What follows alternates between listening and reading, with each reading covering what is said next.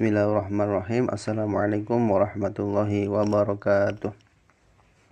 Bagaimana kabarnya teman-teman di rumah? Semoga teman-teman selalu diberi kesehatan oleh Allah ya, untuk menjalani aktivitas seperti biasanya.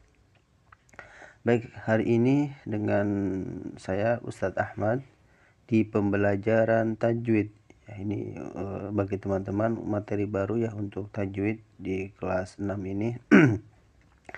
Baik, untuk mengetahui lebih jelas apa itu tajwid dan sebagainya, kita sama-sama belajar ya. Sebelum ke pembelajaran kita sama-sama berdoa. Semoga hari ini teman-teman diberi kelancaran atau diberi kepahaman untuk materi yang baru ini. Sikap berdoa. Tangannya diangkat, kepalanya ditundukkan. Doa sebelum belajar. Bismillahirrahmanirrahim. Rabbi zidni ilman warzuqni fahman. Amin. Baik, sebelum ke pembelajaran tajwid, kita sudah ada di tema 5 dan subtema 2, yaitu tentang wirausaha. Apa itu usaha, teman-teman? Allah berfirman dalam surat An-Nisa ayat 29, "Hai orang-orang yang beriman, janganlah kamu saling memakan harta sesamamu dengan jalan yang batil, kecuali dengan jalan perniagaan yang berlaku dengan suka sama suka di antara kamu, dan janganlah kamu membunuh dirimu. Sesungguhnya Allah Maha Penyayang kepadamu." Baik, setiap manusia itu yang hidup di dunia ini pasti melakukan sebuah usaha. Nah, apa itu usaha, teman-teman? Usaha adalah kegiatan yang dilakukan oleh manusia ya untuk mendapatkan penghasilan. Penghasilan berupa apa? Bisa berupa barang, bisa berupa uang, yaitu tujuannya untuk memenuhi kebutuhan sehari-hari. Nah, ada banyak yang kita lihat untuk usaha ya, teman-teman. Di sekitar kita contohnya ada yang dalam bidang pertanian, peternakan. Nah, di sekitar kita juga contohnya banyak ya, berdiri industri-industri atau pabrik-pabrik. Semua manusia itu lakukan untuk memenuhi kebutuhan sehari-hari. Nah, dalam materi tajwid ini kita akan belajar tentang hukum bacaan izhar halki sama izhar. Nah, sebelum ke pembelajaran izhar sendiri, kita sama-sama tahu ada ilmu yang bernama ilmu tajwid. Nah, apa itu ilmu tajwid? Ya, tajwid berarti secara bahasa yaitu mengeluarkan huruf dari tempatnya dengan memberikan sifat-sifat yang dimiliki. Jadi ilmu tajwid adalah suatu ilmu yang mempelajari bagaimana cara menyembunyikan atau mengucapkan huruf-huruf yang terdapat dalam kitab suci Al-Quran maupun bukan. Kalau dalam istilah kita, yaitu ilmu tajwid itu ilmu yang mempelajari tentang cara membaca Al-Quran. Itu bisa kita maknai seperti itu ya, teman-teman, ilmu tajwid. Jadi ketika kita membaca Al-Quran itu ada tata caranya atau ada aturannya. Nah, apakah itu cara membacanya jelas, berdengung, panjangnya juga sudah diatur dan sebagainya. Baik, dalam materi hari ini kita tentu sudah tahu yang kita sering baca, yaitu tentang hukum nun sukun atau tanwin. Tanwin itu ada fathatain, kasrotain, dan dhammatain. Nun sukun atau nun mati. Jadi ketika kita menjumpai atau menemukan ada nun mati atau tanwin bertemu dengan huruf hijaiyah, ya, maka di sini ada 5 hukum. Yang pertama izhar, yang kedua idgham bi gunnah, yang ketiga idgham bilahuna, yang keempat ikhfa, dan yang terakhir iqlab. Nah, kita akan mempelajari satu-satu dulu ya teman-teman. Kita akan mempelajari hari ini yaitu tentang izhar halqi. Apa itu izhar? Ya, secara bahasa izhar halqi terdiri dari dua kata, yaitu kata izhar dan halqi. Izhar secara bahasa artinya yaitu jelas, dan halqi berarti tenggorokan.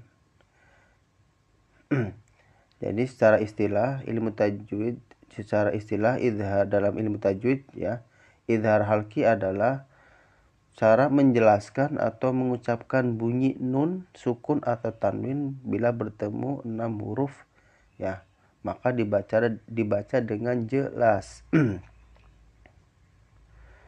Nah, ada macam-macam huruf izhar halqi, di sini ada 6.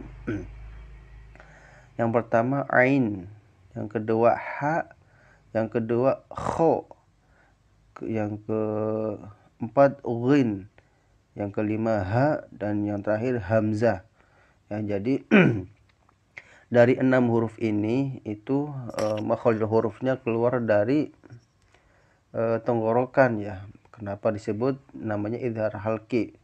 Izhar artinya jelas. Jadi ketika kita membaca hukum nun sukun atau tanwin bertemu 6 huruf tersebut itu berarti membacanya jelas.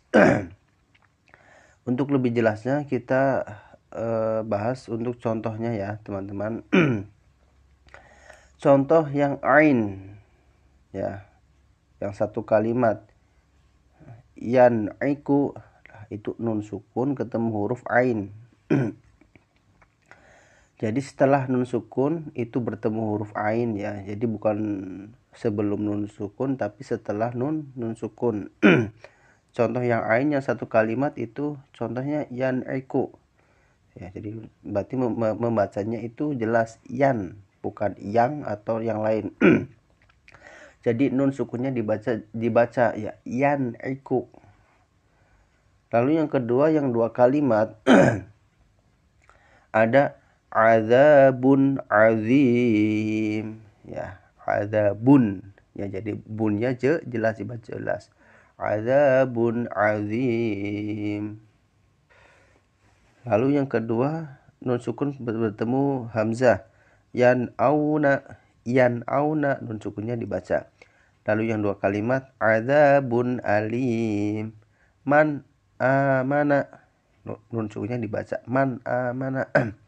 Yang ketiga bertemu huruf kho, wal munkhaniqatu qaumun khasirun, qaumun khasirun, waman khaffat ya, mannya dibaca.